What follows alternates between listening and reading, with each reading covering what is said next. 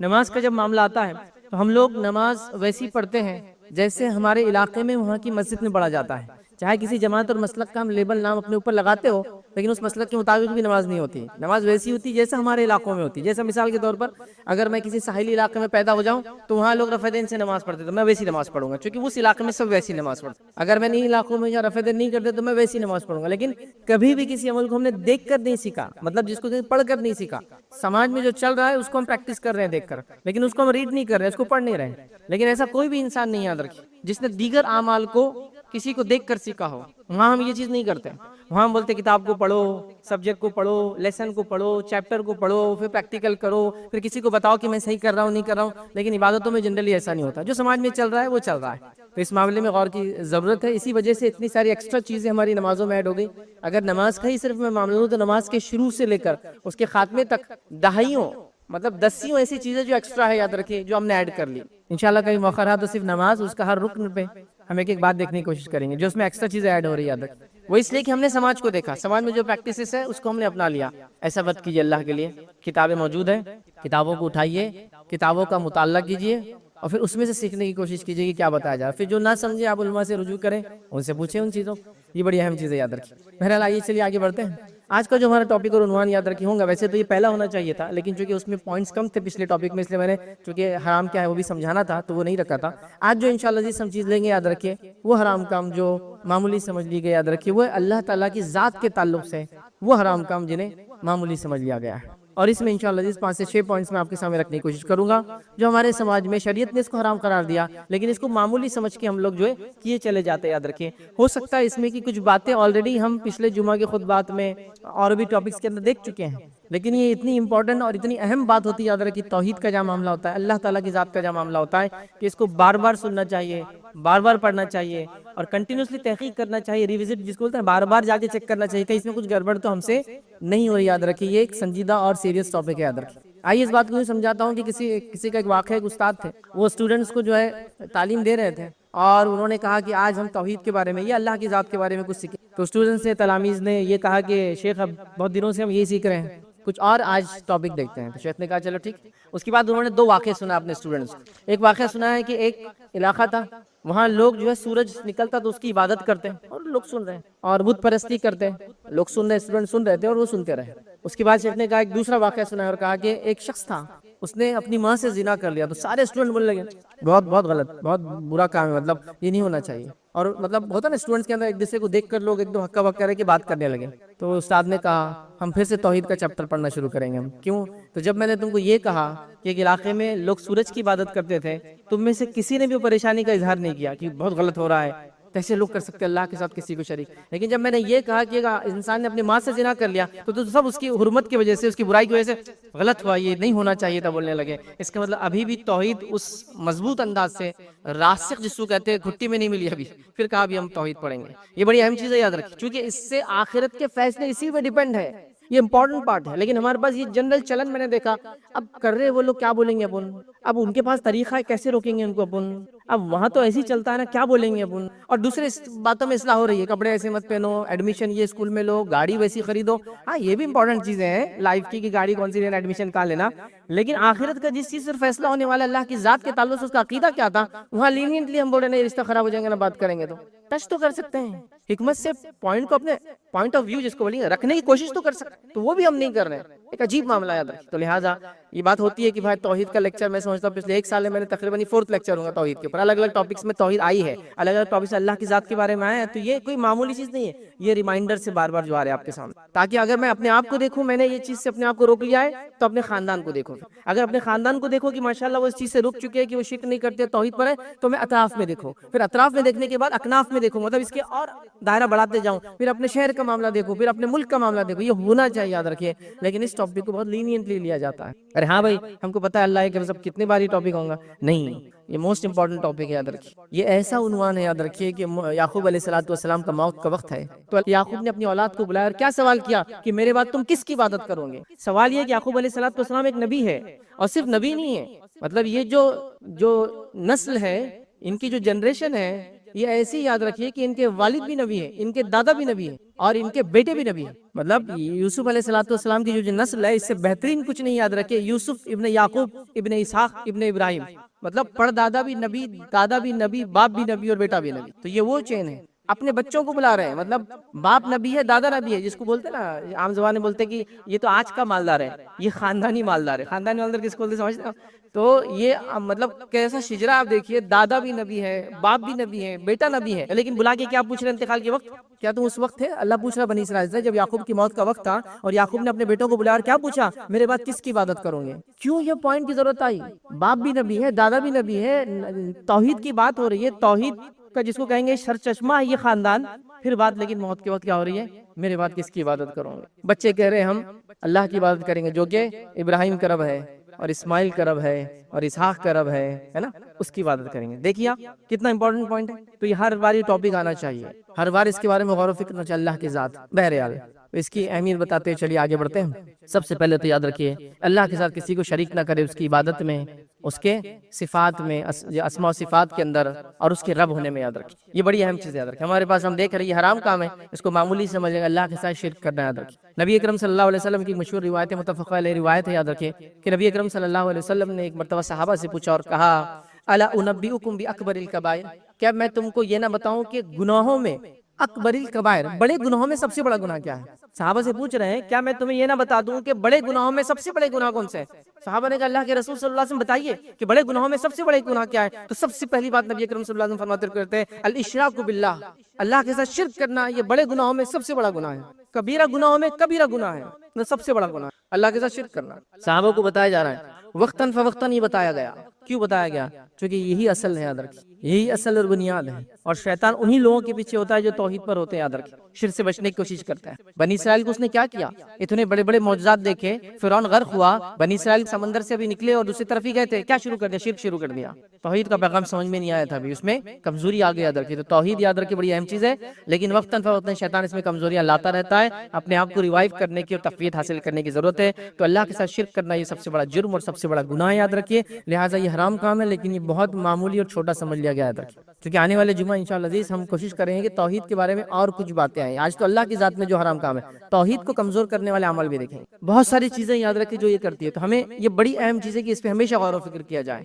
اپنے بچوں کو توحید کا پیغام دیا جائے، اللہ کو ایک ماننے کا پیغام دیا جائے، اور شرک سے ہر ممکن روکا جائے. یاد رکھیے جو بہت ہی خاموش انداز سے ہمارے اندر آ جاتا ہے، مطلب وہ سمجھنے میں نہیں آتا. بیمار پڑ گئے، ابھی توحید پر تھے، اب لگ گئے کسی اور چیز کے چکر میں. کیوں؟ تو بیماری کی وجہ سے اتنے ڈر گئے کہ لگا علاج یہاں نہیں ہے تو یہاں جانا پڑے گا. مال میں تھوڑی کمی آ گئی، تجارت تھوڑی بیٹھ گئی تو یہاں وہاں جانے لگے، گھومنے لگے، لانے لگے، چھٹکانے لگے، لگانے لگے، یہ سوچ کر کہ شاید اس کے وجہ سے کچھ اضافہ ہو جائے انکم کے اندر.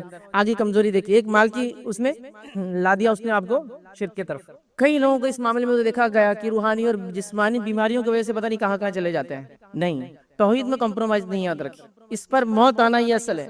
وَلَا تَمُوتُنَّ إِلَّا وَأَنْتُمْ مُسْلِمُونَ، مرنا مت مگر اس حال میں کہ تم مسلمان رہنا، اسلام پر رہنا. تو توحید اصل چیز ہے. یاد رکھیں تو لہٰذا اس میں کمپرومائز نہیں ہے. اس کا سبق پڑھنا ہے، پڑھانا ہے، سیکھنا ہے، سکھانا ہے، آنے والی جنریشن کو دے کر جانا ہے. چلے دوسری چیز جو اللہ کی ذات میں جو حرام ہے، جس کو معمولی سمجھ لیا گیا، یاد رکھیں وہ یہ کہ اللہ کے علاوہ کسی اور کو مدد کے لیے پکارنا.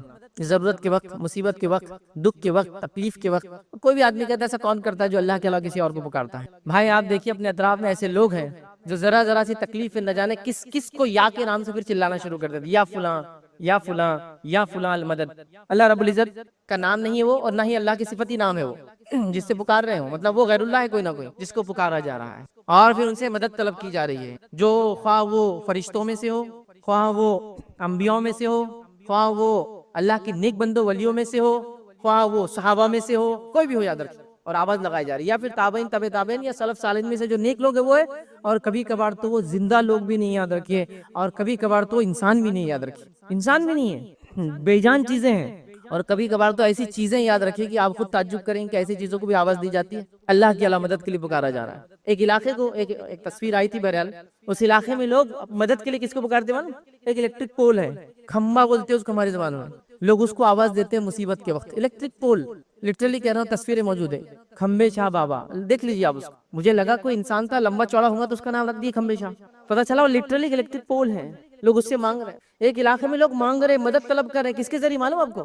آپ تعجب کریں گے، لیکن یہ ہو رہا ہے، یہ شرک۔ خمیس کے ساتھ جو شلوار پہنتے ہیں نا، شلواروں کو وہ صدقہ کر رہے ہیں، شلواروں کو لٹکایا جا رہا ہے اور شلواروں سے مانگا جا رہا ہے۔ جو آپ اندر پہنتے ہیں، خمیس کے اندر جو شلوار پہنتے ہیں، میں آپ کو یقین جانیے یہ چھوٹی موٹی چیز نہیں، یہ خبریں ہیں، یہ آن لائن، اس کو آپ دیکھ سکتے ہیں، جا کر ڈالیے اس کے اندر خالی آپ، اور آپ دیکھیں گے لوگ کیسے ہو سکتا ہے ایسا؟ ایسا ہی ہوتا ہے جب اللہ کے سامنے سر نہیں جھکتا تو اللہ ایسی ایسی جگہ سر کو جھکاتا ہے، یقین جانیے تعجب ہوتا ہے انسانیت کو، تعجب ہوتا ہے یہ کیا ہو رہا ہے۔ انسان تو انسان، مردہ جانور لوگ ان کو پکار رہے ہیں، اللہ کے علاوہ کوئی آپ کی پکار نہیں سنتا، کوئی آپ کو جواب نہیں دیتا ہے، کوئی آپ کی دعاؤں کو نہیں سنتا ہے، کوئی آپ کی حاجت روائی نہیں کرتا ہے، کوئی آپ کی مشکل کشائی نہیں کرتا ہے، وہی اکیلا داتا اور رب ہے، یاد رکھیے، اسی کو آپ کو پکارنا، یاد رکھیے۔ اس نے یہ مکمل طور سے ذرہ برابر بھی اجازت نہیں دی کہ اس کے علاوہ کسی کو پکارا جائے، چاہے فرشتوں میں سے ہو، چاہے انبیاء میں سے ہو، چاہے ان کے پیروکار ماننے والے صحابہ میں سے ہو، یا انسانوں اور جنوں میں سے ہو، یا جانور، یاد رکھیے نہیں، اجازت نہیں دی، یاد رکھیے۔ بلکہ اللہ تعالیٰ نے تو سوال کیا بار بار مشرکین مکہ سے، سوچتے نہیں ہو جو تم کرتے ہو، جس کو پکارتے ہو اللہ کے علاوہ، جو کہ ان کا یہ عقیدہ تھا، جن کو اللہ کے علاوہ پکارتے ہیں یا جو کچھ بھی ان کے لیے کرتے ہیں، وہ صرف ان کے اور اللہ کے بیچ میں ایک وسیلہ ہے۔ سورہ زمر میں اللہ رب العزت نے مشرکین کا جواب نقل کیا کہ ما نعبدہم، ہم تو ان کی عبادت نہیں کرتے، الا لیقربونا الی اللہ زلفا، ہم ان کی عبادت نہیں کرتے، یہ جو کچھ بھی کرتے ہو اس لیے کرتے کہ یہ ہم کو اللہ سے قریب کر دے۔ مشرکین مکہ کہہ رہے ہیں کہ 360 بت جو ہے ان کی عبادت نہیں کرتے، لیکن جو کچھ بھی ان کے سامنے کرتے ہیں، جو تم دیکھ رہے ہو، وہ اس لیے کرتے ہیں کہ اللہ سے ہم کو قریب کر دے۔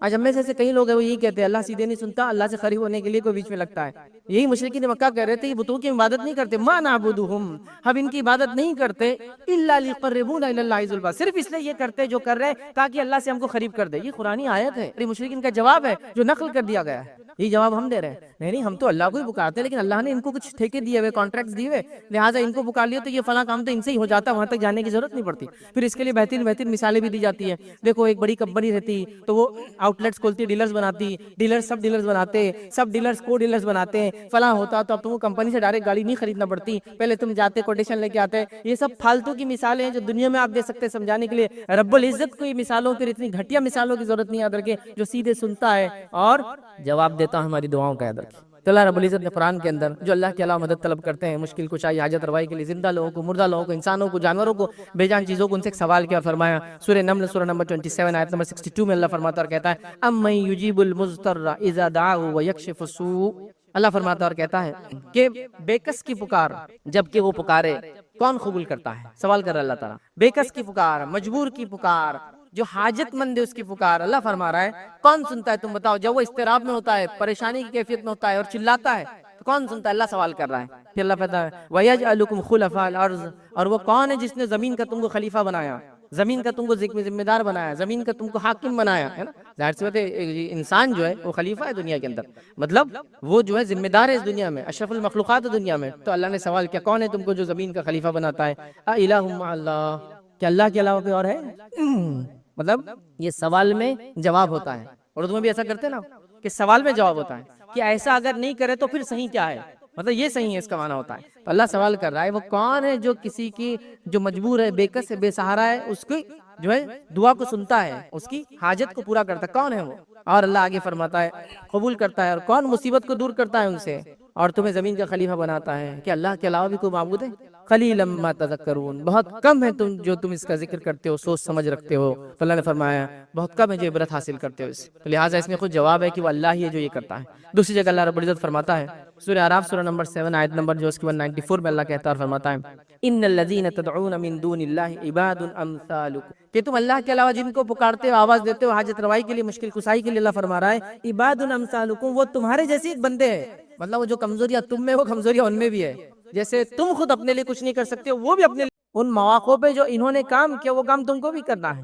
اللہ رب العزت نے اپنی کتاب کے اندر 25 انبیاء کا نام لیا ہے، اور اس سے ہٹ کر کچھ کا تذکرہ ہے، نام نہیں ہے، لیکن تذکرہ علماء لکھتے ہیں تفسیر کے اندر یہ اس نبی کا واقعہ ہے، اس نبی کا واقعہ ہے، نام نہیں ہے۔ جیسے سورہ یاسین کے اندر 3 نبی آئے، پہلے ایک آیا، اس نے دعوت دی، لوگ نہیں مانے، اللہ نے اس کی تقویت کے لیے اور 2 بھیجے، ہو گئے 3 نبی، لیکن تینوں کا نام نہیں پتا ہے۔ شمعون علیہ السلام کا واقعہ ہے لیکن آپ کا بھی نام نہیں ہے۔ صحابہ نے، تابعین نے، اقوال موجود ہے کہ تفسیر میں آتا ہے کہ یہ اس نبی کا واقعہ تھا، طالوت اور جالوت کا جو واقعہ تھا۔ تو یہ ساری چیزیں یاد رکھی، تو لہٰذا 25 کا نام لیا، کچھ کا تذکرہ کیا۔ انبیاء تو 1,24,000 کے قریب آئے حسن روایت کے مطابق، تو جب 1,24,000 آئے تو پوروں کا نام اور پوروں کا واقعہ کیوں نہیں لیا؟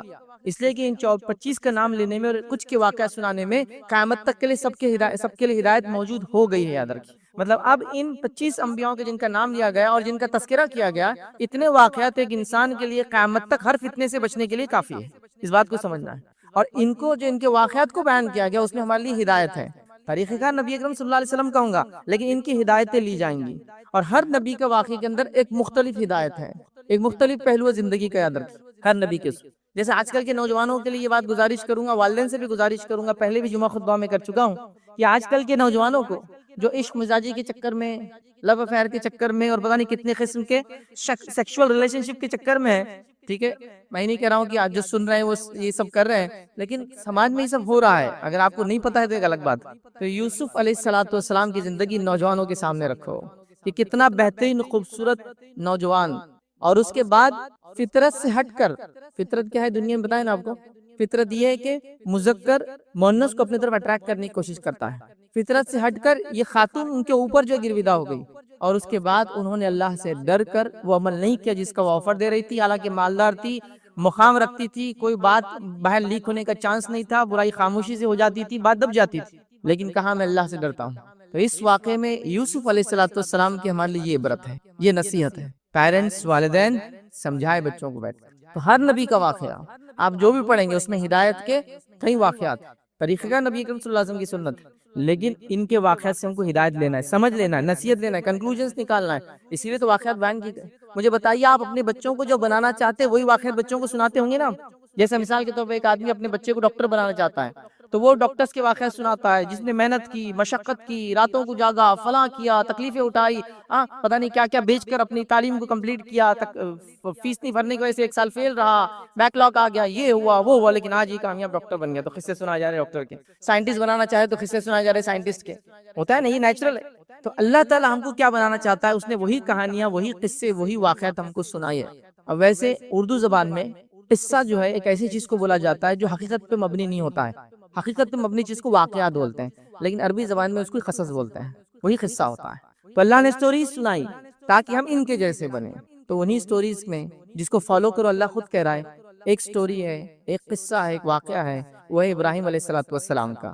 اور ابراہیم علیہ السلام کو واقعے سے ہم کو نصیحت تو لینا ہی ہے، لیکن ابراہیم علیہ السلام کی ایک اور خصوصیت ہے کہ اللہ رب العزت ان کے تعلق سے قرآن میں 2 مرتبہ اللہ رب العزت نے فرمایا، اور یہ دوسری ہی شخصیت ہے نبی اکرم صلی اللہ علیہ وسلم کے بعد جن کے تعلق سے یہ بات کہا گیا یا کہی گئی، یہ دوسری شخصیت ہے۔ آپ صلی اللہ علیہ وسلم کے بارے میں قرآن نے ایک اور دوسرا ان کے بارے میں اور 2 بار کہا کی سورہ میں اللہ رب العزت قرآن نے فرماتا کہتا ہے قد كانت لكم اسوة حسنة في ابراہیم، کہ اے مسلمانوں تمہارے لیے ابراہیم میں اسوہ حسنہ ہے، اچھا نمونہ ہے، اچھی مثال ہے، ان کو دیکھ کر چلو۔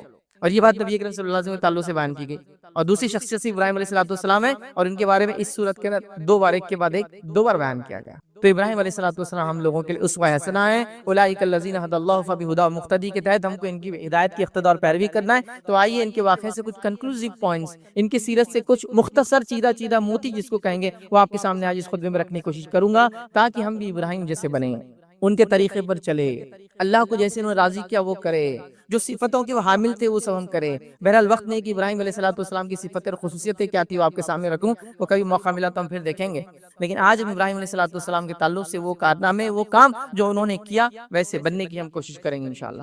اور ابراہیم علیہ السلام اتنی اہم شخصیت ہے کہ اللہ رب العزت نے نہ صرف ان کا واقعہ بیان کیا، واقعہ بیان کر کے ان کے واقعے کے اندر سے کچھ چیزوں کو قیامت تک کے لیے ہمارے سامنے جو ہے شاعر بنا دیا، شاعر سمجھتے ہیں، علامتیں اور نشانیاں بنا دیا۔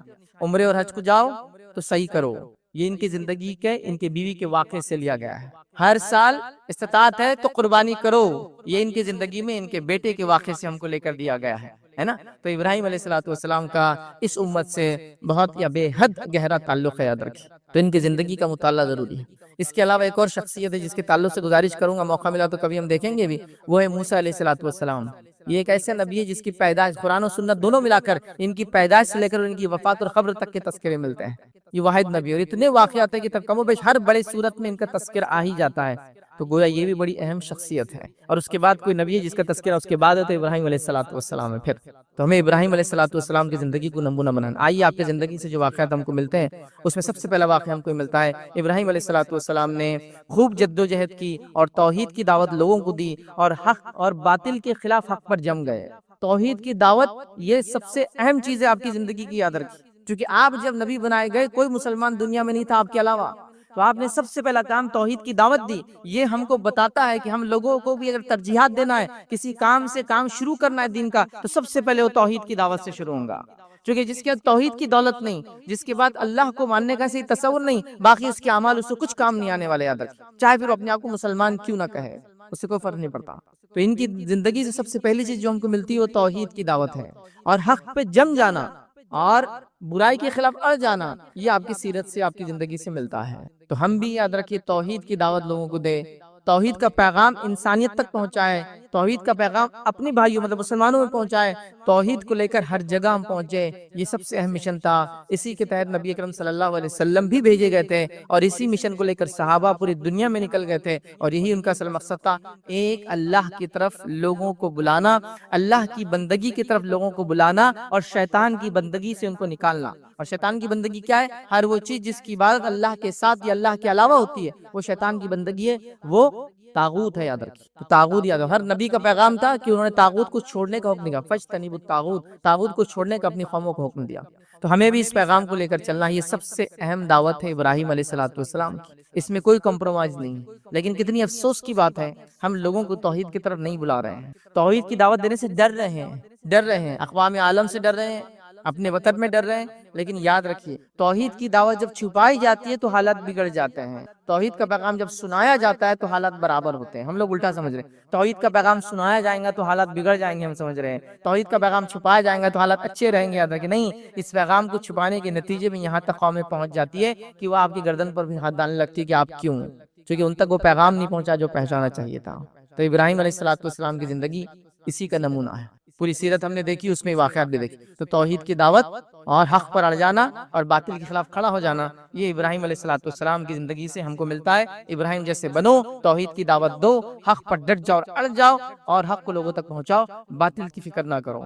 دوسری چیز یاد رکھیے ابراہیم علیہ الصلوۃ والسلام کی زندگی سے جو ہم کو ملتی ہے وہ یہ یاد رکھیے کہ ابراہیم علیہ الصلوۃ والسلام نے، یاد رکھیے، اللہ کے راستے میں وقت کی قربانی دی۔ اب یہ وقت کی قربانی کی بات میں خاص اتنے اوپر کیوں لا رہا ہوں توحید کے بعد؟ اس لیے کہ آج کا دور اور حالات یہ ہے کہ لوگ کہہ رہے ہیں آپ کو کتنا پیسہ چاہیے لے لیجئے، وقت مت مانگی بس مجھ سے، کسی بھی چیز کے لیے وقت مت مانگی۔ جیسا مثال کے طور پر آپ کسی کے پاس چلے گئے، بھائی مسجد کا کام ہے، مدرسے کا کام ہے، تعلیم کا فلاں فلاں، پیسے لے کے چل جاؤ، میرے کو آؤ مت بولو، لیکن چونکہ وقت نہیں ہے انسان کے پاس، کسی کام کے لیے وقت نہیں ہے اس کے پاس، نماز وغیرہ کو آ جائے تو بڑی بات، وقت نہیں، سمجھ رہے ہیں؟ تو ابراہیم علیہ الصلوۃ والسلام کی زندگی سے جو سب سے بڑی مثال ہم کو ملتی ہے، اللہ کے لیے وقت کو نکالا، زندگی کو لگا دیا، اپنے مشن کو پہچان لیا۔ اب آپ ایک سوال کر سکتے ہیں، اگر اللہ کے وقت لگانا ہے تو کیا پھر تجارت کرنا، تعلیم حاصل کرنا، اسکول کالج جانا، یہ سب کیا چھوڑتے ہیں ہم؟ نہیں، یہ سب بھی کرنا ہے، لیکن یہ پرائمری نہیں رہیں گا، ہمارا سیکنڈری رہیں گا کبھی بھی۔ ہم نے کیا ان تمام چیزوں کو پرائمری کر دیا، خالی وقت بچ جائے تو پھر دیکھیں گے دین اور شریعت اور تعلیم اور تربیت اور اخلاقیات، وہ دیکھیں گے بعد میں۔ تو ہم اس کو سیکنڈری پریفرنس دے رہے ہیں، شریعت چاہتی ہے اس کو پرائمری پریفرنس دے، کیونکہ باقی چیزیں تو خود بخود آنا شروع ہو جائیں گی۔ اس کے نتیجے میں یاد رکھیں کہ دنیا کی مثال ایک سائے کی جیسی ہے، اگر تم اس کے پیچھے بھاگو گے تو یہ کبھی ہاتھ میں نہیں آنے والی ہے۔ دیکھیے آپ، لائٹ ہے اور آپ چل رہے اور سایہ آگے چلتا ہے آپ سے، آپ پکڑنے جاؤ اس کو، آتا ہے آپ کے ہاتھ میں کبھی؟ بچے کھیلتے ہیں دیکھیے سائے سے، لیکن وہ کہتے ہیں دنیا سے منہ پھیر کر اللہ کی طرف پلٹ جاؤ، دنیا خود تمہارے پیچھے آئیں گے، جیسا آپ سائے کے پیچھے بھاگو گے، سایہ ہاتھ نہیں آتا، پلٹ جاؤ اور چلنے لگو روشنی کی طرف، سایہ خود بخود دیکھو پیچھے آتا ہے تمہارے، تو دنیا پیچھے آئیں گی پھر تمہارے۔ صحابہ، تابعین، تبع تابعین، سلف صالحین اس کی مثال ہے، جب انہوں نے دین کو سب سے اہم جانا تو دنیا دوڑ دوڑ کر پیچھے آئی، قدموں پہ لوٹ لوٹ کر آئی، کہ پریشان ہو رہے تھے کہ بھائی اس کو جھٹکنا ہے۔ یہ حالت تھے، یاد رکھیں، یہ حالات تھے، یاد رکھیں، اور ایسا ہی ہوا، یاد رکھیں۔ دنیا آتی ہے جب انسان دین پہ چلتا ہے۔ ہم کیا سمجھ رہے ہیں، وقت نہیں دیں گے دین کو اور دنیا میں زیادہ وقت دیں گے تو دنیا ڈیولپ ہو جائیں گی، نہیں، ایسا نہیں ہوتا ہے۔ وہ ہم سے پہلے لوگوں کی مثالیں لے لو، آپ نبی اکرم صلی اللہ علیہ وسلم کے بعد سے لے کر تقریباً 14ویں یا 15ویں صدی تک لے لو، آپ مسلمان جب دنیا دین میں آگے تھے تو دنیا میں سب سے آگے تھے، یہ نمونے بن گئے تھے انسانیت کے لیے، اور جب دین کو چھوڑا تو دنیا میں بھی سب سے پیچھے ہو گئے۔ تو اس بات کو آپ سمجھ لو، اس بات کو ہم سمجھ لیں، اور واقعات بھرے پڑے ہیں ایسے کہ جب دین پر لوگ چلے، دنیا ایسی آئی جس کی کوئی انتہا نہیں۔ عمر ابن خطاب رضی اللہ عنہ کا دور ہے، اور عمر ابن خطاب رضی اللہ عنہ کے دور میں بچے جو ہے مدینے کی گلیوں میں کھیل رہے ہیں، اور ایک تاج ہے اس کو پیر سے دھکا دے رہے ہیں، جو وہ رول ہو رہا ہے نیچے کی طرف، رول ہوتے جا رہا ہے۔ عمر ابن خطاب رضی اللہ عنہ رک کر پوچھا، وہ کس کا تاج ہے یہ جس سے بچے کھیل رہے ہیں؟ تو کہا قیصر کا تاج، خسرو کا تاج ہے، پرشین امپائر کا جو ہیڈ ہوتا تھا، یاد رکھیے، یہ اس کا تاج ہے۔ مدینے میں بچے اس تاج سے کھیل رہے ہیں، یاد رکھیے۔ تو یہ حال تھا، جب دین میں آگے بڑھے تو دنیا پیچھے آئی، دولت پیچھے آئی، تجارتیں پیچھے آئی، تعلیم تربیت سائنٹیفک انوینشنز پیچھے آئے، سب آیا پیچھے. جب ہم نے سمجھا یہ باقی چیزیں مین ہے، تعلیم میں آگے بڑھو، سیاست میں آگے بڑھو، اقتصادیات مطلب اکنامکس فائنانس میں آگے بڑھو، فلاں میں آگے بڑھو، دین کو بعد میں سیکنڈ پریفرنس، تو پھر دنیا بھی ہاتھ سے گئی، دین بھی ہاتھ سے جا گیا. تو ابراہیم علیہ السلام نے وقت کو اللہ کی راہ میں قربان کیا. جوانی، بچپنا، جوانی، ہر چیز، اور بڑھاپے تک، اولڈ ایج تک بہرحال اللہ کی راہ میں خدمت کرتے رہے. سفر اور کیا کچھ نہیں کیا، بہرحال واقعات بھرے پڑے ہیں. تو وقت دیجیے اللہ کے لیے، کیونکہ یہ اصل چیز ہے جو انویسٹ کر سکتے ہیں آپ، اور اسی کا بدلہ آخرت میں ملنے والا ہے. یاد رکھیے. اور وقت کیا چیز ہے، یاد رکھیے، گزر جاتا ہے، واپس نہیں آتا ہے. اس لیے اس کو عربی میں عصر کہا جاتا ہے. عصر کہتے ہیں ایسی چیز کو جو گزر جائے تو واپس لوٹ کر نہ آئے. جیسے کہ آپ نے نیمبو کو لے کے نچوڑا، ایک بار نچوڑ لیا، اس کو بولیں گے عصر. اب واپس ڈال سکتے ہو اس رس کو اندر؟ نہیں. جانور کا دودھ دھو دیا، اس کے تھن سے نکال دیا، واپس ڈال سکتے ہو؟ اب نہیں. اس کو بولتے ہیں عصر. اسی لیے زمانے کو بھی گزرتے ہوئے کہتے ہیں عصر، چونکہ گزر جاتا ہے تو واپس نہیں آتا ہے. تو یہ رائٹ، سب سے اہم، سب سے موسٹ امپورٹنٹ انویسٹمنٹ آپ کو جو کر سکتے ہوئے اللہ کی دین کے لیے وقت لگائیے. نمازوں کے لیے، تلاوت قرآن کے لیے، دینی تعلیم حاصل کرنے کے لیے، دین لوگوں کو سمجھانے کے لیے، دینی باتوں کو سیکھنے اور سکھانے کے لیے پرائمری وقت ہمارا اس کے اندر لگے. بعد میں آپ کام بھی کرتے رہیے، مجھ سے کوئی روک نہیں رہا، لیکن وقت لگائیے دل کے ساتھ، مجبوراً نہیں. تو ابراہیم علیہ السلام نے اپنا وقت لگا دیا، اللہ رب العزت نے ان کو دنیا کا امام بنا دیا، ایسی شخصیت بنا دیا. بہرحال تیسری چیز جو ابراہیم علیہ السلام کی زندگی سے ملتی ہے، یاد رکھیے، جان اور مال کو اللہ کی راہ میں قربان کر دیا. جان اور مال سب قربان کر دیا. اپنی جان لگا دی اللہ کی راہ میں، اپنا مال لگا دیا اللہ کی راہ میں. ایک آدمی کے بارے میں تصور کیجئے، دنیا کے مختلف علاقوں میں صرف وہ اللہ کے دین کی دعوت دینے گھوم رہا ہے، تو جان مال سب لگ رہا ہے نا. جو بھی ارننگز اور انکمز آتی ہوں گی خرچ کر دیتے ہوں گے. انبیاء علیہ السلام لوگوں کے اوپر بوجھ نہیں تھے، بیٹھ کر نہیں کھاتے تھے. یاد رکھیے، انبیاء علیہ السلام نے علی اعلان اپنی دعوت میں کہا، ہم تم سے کوئی اجر دنیا کا نہیں چاہتے ہیں، ہمارا اجر اللہ کے پاس ہے. تو کوئی بھی نبی یاد رکھے ڈیپینڈ نہیں تھا کسی پر، حالانکہ اتنا موسٹ امپورٹنٹ ورک کر رہے تھے. تو انہوں نے جان اور مال، ظاہر سی بات ہے اب اتنا آدمی جو دین کے لیے وقت لگا رہا ہے بہت زیادہ سرمایہ نہیں کر پاتا، بچا نہیں پاتا، خرچ ہو جاتا ہے اس کا. اور آپ اللہ کی راہ میں یاد رکھیے جان اور مال اپنا سب کچھ لٹا چکے تھے، جس کے نتیجے میں، اور اللہ رب العزت کے بارے میں یہ بات میں نے آپ کے سامنے رکھ دی تھی پہلے بھی، اللہ تعالیٰ قربانیوں کا قدردان ہے، وہ قربانیوں کو ضائع نہیں ہونے دیتا. یاد رکھیے. تو ابراہیم علیہ السلام نے وقت کے ساتھ ساتھ جو اہم چیز اور ایسٹ انسان کے پاس تھا، جان اور مال کی قربانی اللہ رب العزت کی راہ میں لگا دی. آج ہم یہ کام کے لیے بھی تیار نہیں ہیں. تھوڑی سی اگر آنچ آ جائے مجھ پر، اگر توحید کی وجہ سے، تو میں اس کو برداشت کرنے کے لیے تیار نہیں ہوں. کیوں رشتے خراب کرنے کا، کیوں پڑوسی سے معاملہ خراب کرنے کا، کیوں ایسا کرنے کا، چھوڑ دو نا.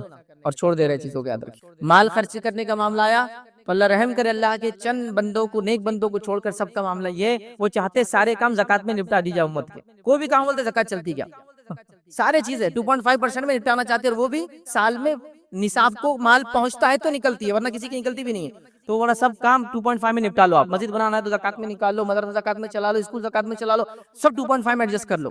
اور اب تو لوگ اس سے بھی نیچے آ چکے ہیں. وہ انٹرسٹ میں ہوتا ہے کچھ، نعوذ باللہ، انٹرسٹ چلتا ہے کیا اس کے لیے؟ اور انٹرسٹ کے لیول پہ آ گیا، 2.5 سے بھی نیچے چلے گئے. انٹرسٹ کہاں کا چلتا ہے بول رہے ہیں، بتاؤ. وہ وہاں دینا چاہتا ہوں میں، جو کہ اتنا انٹرسٹ میرے پاس آ رہا ہے. اپنے انکم کا پرائم، اپنی کمائی کا سب سے بیسٹ. تو 2.5% تو فرض ہے. 97.5 کے بارے میں کیا ہے؟ وہ محبت کی زکات ہے. یہ شریعت کی زکات ہے، 2.5% دینا ہی ہے. لیکن جب اللہ سے بندہ محبت کرنے لگتا ہے تو 97.5 ہی نکال دیتا ہے، چونکہ وہ محبت کی وجہ سے زکات مطلب خرچہ کرتا ہے اللہ کی راہ میں. تو ابراہیم علیہ السلام نمونہ ہے جان اور مال خرچ کرنے میں. آگے بڑھتے ہیں. ابراہیم علیہ السلام نے اللہ کی خاطر اپنے گھر کو چھوڑ دیا. معمولی چیز نہیں. یاد رکھیے، لوگ جب کمانے باہر جاتے ہیں نا، تو کبھی ایئرپورٹس میں کھڑ رہ کے دیکھیے، کمارا بھی ہے تو وہ لوٹ کے ماں سے ملنے آ رہا، باپ سے ملنے آ رہا، رشتہ دار سے ملنے، اس کو دل جانا چاہتا نہیں. حالانکہ واپس آنے والا ہے، تھوڑی ہمیشہ کے لیے جا رہا ہے. اس کو بیچا تھوڑی، یا غلام تھوڑی ہو، تو بھی اس کا دل لگتا ہے. صرف گھر چھوڑ کر کمانے کے لیے جا رہا ہے، حلال، ہمیشہ کے لیے نہیں جا رہا ہے. تو یہ حال ہے. پھر اگر بیوی بچے پیچھے ہو، پھر تو لینے پہ دے رہے ہیں، جس کو رو رہا ہے، پریشان ہو رہا ہے، جانے کے بعد دل نہیں لگ رہا ہے اس کا، یہ ہو رہا ہے گھر چھوڑنے سے. ابراہیم علیہ السلام نے اللہ کی خاطر گھر چھوڑ دیا اپنا. والد نے وارننگ دی تھی نا، ابراہیم اگر آج کے بعد تم نے کچھ کہا تو تمہیں کیا کروں گا، پتھر مار کے قتل کر دوں گا. تو ابراہیم نے کہا تم پر سلامتی ہے، اور گھر چھوڑ کر نکل گئے. تو اللہ کے لیے گھر چھوڑنا. دیکھیے رشتہ دار آپ کے اچھے ہو برے ہو، ایون مومن ہو یا کافر ہو، تب بھی آپ ان کے ساتھ رہنا چاہتے ہیں. یہ نیچرل انکلینیشن ہے، فطری جھکاؤ ہے انسان کا، وہ چاہتا ہے. دیکھیے کسی انسان کو پوچھے جو ابھی US میں چلا گیا، ہوں گے نا آپ کی رشتہ دار جان پہچان، کینیڈا چلا گیا، XYZ چلا گیا، اس سے کبھی پوچھیے اورنگ آباد میں آ کے واپس رہنا کیسا دل چاہتا ہوتا ہے. اگر مجھے اتنی انکم ہو جائے نا، واپس آ کے یہیں بس جاؤں گا. سمجھا؟ میرے حالات، میری مجبوریاں، بچوں کی تعلیم، فلاں کی شادی، بہنوں کی شادی، بیٹیوں کی شادی، یہ فلاں کے لیے میں وہاں رکا ہوا ہوں، موقع ملا تو واپس اپنے وطن آ جاؤں گا۔ تو وطن، گھر بڑی اہم چیز ہوتی ہے۔ ابراہیم علیہ السلام نے اللہ کے لیے گھر چھوڑ دیا، اور گھر چھوڑ کے اب کس ایج میں نکلے نہیں جانتے، لیکن ارلی ایج زندگی کا بالکل جوان تھے، بہرحال گھر چھوڑنا پڑا اپنے والد کا، چونکہ والد نے قتل کی وارننگ دے دی تھی۔ نکل گئے اس دعا کے ساتھ کہ اللہ تم پر رحم کرے، میں تم پر تمہارے لیے سلامتی کی دعا کرتے رہوں گا، اور کرتے رہے جب تک کہ اللہ نے روکا نہیں ان کو۔ قرآن نے کہا کہ ابراہیم علیہ السلام کو روکا ہے کہ بس مشرک کے لیے دعا نہیں قبول ہوتی۔ بہرحال تو گھر کو چھوڑنا، اسی طرح والد اور خاندان کو چھوڑنا آپ کی عظیم قربانیوں میں سے قربانی ہے۔ کس کے لیے؟ اللہ کے لیے۔ ہم لوگ بیوی کے لیے چھوڑ رہے ہیں، جھگڑے کی وجہ سے چھوڑ رہے ہیں، اختلاف کی وجہ سے چھوڑ رہے ہیں، عزت نہیں ملی بول کے بھی چھوڑ رہے ہیں کچھ لوگ۔ شادی